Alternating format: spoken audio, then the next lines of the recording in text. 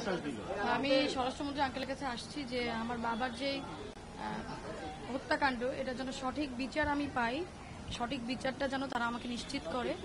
আর হচ্ছে আপনি ইতিমধ্যে দেখেছেন যে অনেকেই এই জিজ্ঞাসাবাদের জন্য অনেকে আটক করা হয়েছে। তো আমি সেটাই বলতে আসছি যে আমি গতকাল থেকেই শুনছি যে অনেক তদবির করা হচ্ছে, অনেক জায়গা থেকে তদবির করা হচ্ছে তাদেরকে যেন ছেড়ে দেওয়া হয়। তো আমি সেই বিষয়টাই বলতে আসছি যে সঠিক তদন্ত করে কোনো তদবিরের চাপে পড়ে যেন আমার বাবার এই হত্যাকাণ্ড, নৃশংসভাবে নির্মমভাবে যে হত্যাকাণ্ড আপনারা জানেন সেটিকে যেন বন্ধ করার চেষ্টা না করে, এটি যেন কোনো চাপের মুখে পড়ে সঠিক তদন্তটা যেন বন্ধ না হয়। আমি এর সঠিক বিচার চাই। আর আপনারা একটি কথা আমি আপনাদের কাছে বলতে চাই যে এই যে আপনারা জানেন যে গ্যাস বাবু যাকে আটক করেছে তিনি কিন্তু আমার বাবার প্রতিপক্ষ নয়, সে কিন্তু আমার বাবার প্রতিপক্ষ নয়, আমাদের সাথে তার কিন্তু কোনো শত্রুতাও নাই।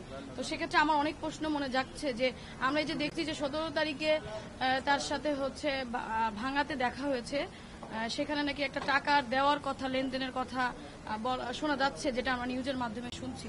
তো আমার প্রশ্নটা হচ্ছে এই টাকার যোগানদাতা কে, কে এই টাকাগুলো দিয়েছে, কে করিয়েছে, কেন করিয়েছে? আবার আপনারা এটাও দেখেছেন যে 3টি ফোন হারিয়ে গেছে বলে সে তাকে আটক করার আগের দিন সে থানায় একটি জিডি করেছে। একটি মানুষের 3টি ফোন একই দিনে কিভাবে হারায় যেতে পারে, এটিও আমার কাছে একটি কোশ্চেন, একটি প্রশ্ন আমার, যে তাহলে এগুলো কি পরিকল্পিতভাবে করা হচ্ছে? আমার বাবার সাথে তো তার কোনো শত্রুতা নেই, সে আমার বাবার প্রতিপক্ষ নয়, আমি তো বারবার বলছি। তাহলে এই জিনিসগুলো কে করাচ্ছে? আর আপনারা দেখছেন যে ডিবি কিন্তু অনেক দক্ষ, তাদেরকে আমি ধন্যবাদ দিতে চাই। তারা কিন্তু নির্দিষ্ট তথ্য প্রমাণ না থাকলে কিন্তু কাউকে অবশ্যই আটক করবে না। আর আপনারাও জেনেছেন যে ইতিমধ্যে আমাদের জেলা আওয়ামী লীগের সাধারণ সম্পাদক সাইদুল করিম মিন্টু চাচা, তাকেও কিন্তু জিজ্ঞাসাবাদের জন্য ডিবি নিয়ে গেছে। অবশ্যই তাদের কাছে অথেন্টিক কোনো তথ্য প্রমাণ আছে, এটা আমি নিজেও জানি যে তাদের কাছে অথেন্টিক তথ্য প্রমাণ আছে, সেই প্রমাণের সাপেক্ষেই তাকে জিজ্ঞাসাবাদের জন্য নিয়ে যাওয়া হয়েছে। তো আসলে আমি এর সর্বোচ্চ বিচার চাই। আর সাইদুল করিম মিন্টু চাচা আমার বাবার সমতুল্য, তাকে ছোটবেলা থেকে আমি চাচা বলে ডেকে আসছি, তাকে আমি সম্মান শ্রদ্ধা করি। কিন্তু সবচেয়ে বড় কথা হচ্ছে আমার বাবার ঊর্ধ্বে তো কেউ নাই। এখানে আমার বাবার নৃশংসভাবে নির্মমভাবে হত্যা করা হয়েছে, আমি এতিম হয়ে গেছি। আজকে আমার একটা বড় ভাই নাই, আজকে আমার বাবা আমার মাথার ছাদ ছিল, সে আজকে নাই। আমি অনেকের আইনের আওতায় নিয়ে এসে শাস্তি হবে, ফাঁসি হবে, যাই হোক না কেন, আমি আমার বাবা সারা জীবনের মতো হারিয়ে ফেলেছি। আমি তো সারা জীবন ধরে বসে থাকলেও তো আমার বাবাকে আমি আর ফিরে পাবো না।